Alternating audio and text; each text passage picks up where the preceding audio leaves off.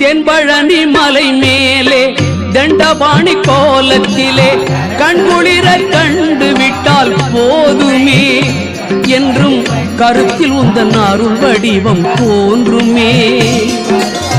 தென்பழனி மலை மேலே தண்டபாணி கோலத்திலே கண்குளிர கண்டு விட்டால் போதுமே என்றும் கருத்தில் உந்தன் அருள் வடிவம் தோன்றுமே.